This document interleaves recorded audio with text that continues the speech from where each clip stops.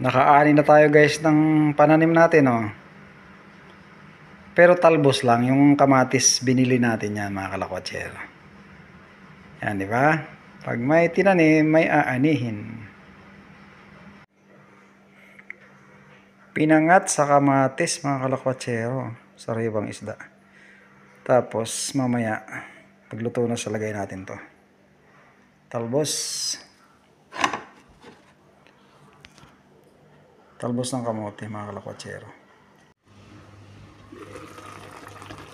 Makulo na mga kalakwatsero. Pinangat sa kamatis, sariwang isda. Umuusok na rice. Yun, umuusok na pinangat. Ilagay na natin yung talbos. Ito na mga kalakwatsero yung naani natin sa ating bakuran. Talbos ng kamote mga kalakwatsero. Pinangat sa kamatis na sariwang isda, tapos nilagyan natin ng talbos ng kamote. Gandang gabi mga kalakwatsero.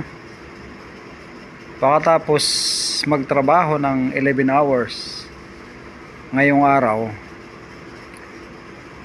tumakbo pa rin, nagawa pa rin tumakbo. Kasama ko si Angelo, yung tropang Kapangpangan na mga pinakauna kong nakilala dito sa Australia. Unang Pasko, Christmas Eve, nakilala ko sila pa rin ang tropa hanggang ngayon. Yan, dinaanan niya ako, nag-jogging kami.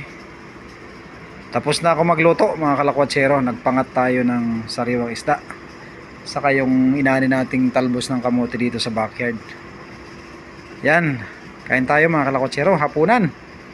Alas 9 na ng gabi mga kalakwatsero, kain tayo.